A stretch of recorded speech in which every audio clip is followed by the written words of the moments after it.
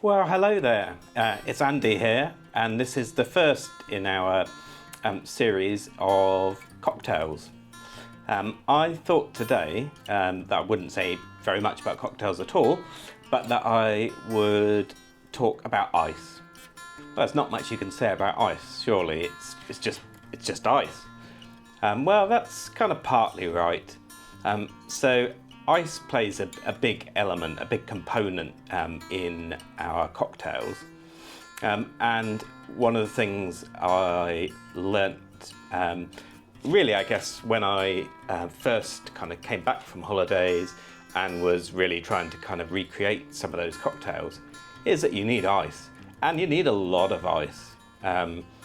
So obviously there's various different kind of types of ice that you can get. You can buy those great big bags from supermarkets. I wasn't so keen on that because we try and reduce the amount of plastic that we can have, and I knew I would be having to buy those quite a lot. And actually, although they're not so expensive, they will add up over time. So I didn't quite like that idea. Then we had various different like trays of ice cubes, and I've got a couple that I'll show you now. I particularly like are these great big square ice cubes, and I think these are fabulous ice cubes for gin and tonic, or any of those kind of drinks where you don't really want too much of the ice to actually kind of become a part of the drink. So yeah, I really like these ones. Obviously not so good for making cocktails because you can't really put them in a shaker. I have tried, and also I have tried bashing them up when I didn't have any other ice, and that kind of partly worked. But like I say, these are really good for long drinks, gin and tonic, something like that. And then the other ones that I really like are these spherical ice cubes.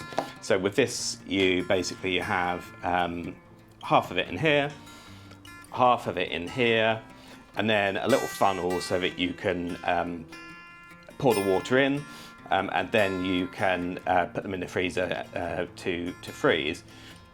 Again, these are good for gin and tonics. You can even put things in the ice.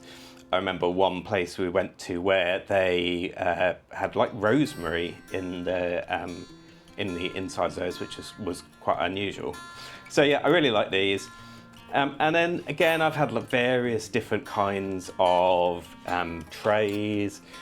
So ones with a silicone base so that you can push the ice cubes out easily.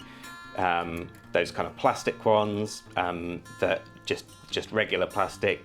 I've had some where you can press the ice out into a container and then refreeze it again. And they were all okay, but even though we've got 2 freezers at home, it takes up a lot of space. And you know, when you're making cocktails, you do definitely need a lot of ice. Because you're putting it in the shaker, so maybe you're filling the whole shaker with ice. And then often I might be adding some ice afterwards to the drink as well. So definitely a need for quite a lot of ice. So that brings us to this thing, which is one of those ice makers. I guess it's like a mini kind of version of the type that they have in hotels. This is really good.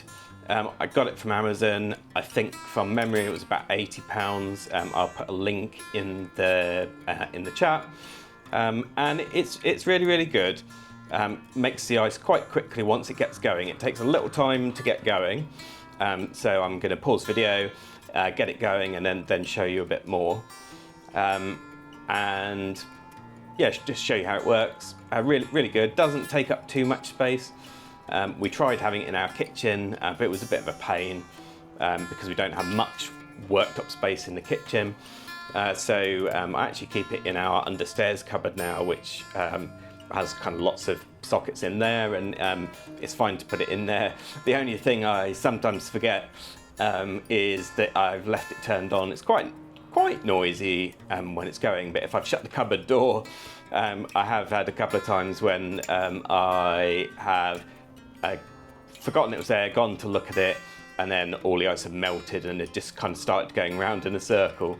So that wasn't so good. But yeah, I'm going to turn it on, set it making, and yeah, I'll show you what the ice is like when we get it out. Now, while the ice carries on making, I am going to juice some limes for margarita. But to be honest, lime is the thing that I probably use most in cocktails. So we're always buying them. So I've got a bowl here, I've cut them in half, and I'm just going to juice them on this juicer. I bought this a while ago now, because I was doing limes so often.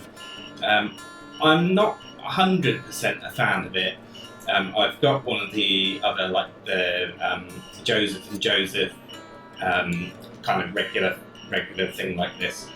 I feel like it probably does do a slightly better job than this. But what this is good at is being quick and being able to do a lot. So it's going to be a bit noisy, so I'm just going to rise them up. And these limes have been in the fridge a bit too long already. The other thing I'd say is with the limes, sometimes when I've kind of juiced them on here, I give them a good squeeze afterwards as well, just to get the juice out, because sometimes there's like a little pocket that the juice goes in.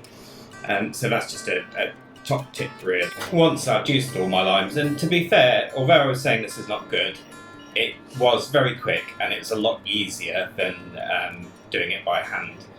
What I like to do with the juice once I've squeezed it, so whether it's lime, lemon, whatever really, is to put it into a squeezy bottle. Now unfortunately today, the ones that I really like, so these are OXO Good Grips. It has been repurposed for olive oil. But the reason I like those is because when you're measuring out your ingredients, it just makes it super easy to get just the exact amount that you want. So I'm going to use this one, which I bought from Amazon, and again, I don't think this is so good, but really recommend the OXO ones. Now I've tidied away the juicer and the juice now. One other really top tips is about the water that you use for your ice. Now where we live, we have a lot of chlorine in the water, and what I found, actually probably most when I was having a gin and tonic, was that you could really taste the chlorine kind of coming through in the water, and that was where I've been making the ice with it. So what I would really recommend would be buying one of the water filters. So we actually got a Brita one. I've just got it here. It's one of the ones with the little displays on the top that shows when the filter needs changing. We do change it roughly when it says to. But yeah, absolute top tip. Always use filtered water for your ice. That's what I put into the machine. And it just makes sure that the taste of the water is not going to impact at all on the quality of the drink. So yeah, top tip there. Voila, there is the finished ice. One thing I didn't say anything about was about how long it takes. So it seems to take around about 10 minutes to make the first amount of ice. And it does then sort of speed up. I think as everything's got a bit cooled down, it does then get a bit quicker. And obviously the advantage of this over just kind of putting something in the freezer is the immediacy of it. Sometimes I've just kind of run out of ice that I put into the freezer, and then within half an hour, I can have enough ice to make a cocktail. So yeah, I definitely think they're good things. I can put a link to the one that I have, but yeah, lots of them available on Amazon. but a really good investment if you're going to seriously think about making cocktails. My next video, I'm going to make some margaritas, and just to give you a bit of an idea, I have really tinkered with them quite a lot. Tried various different kind of combinations of things. So I'm going to show you my favourite one. And either in that video or possibly in the next one, what I'm going to do is I'm going to do a taste test between the margarita made with the fresh lime juice versus two different pre-mixed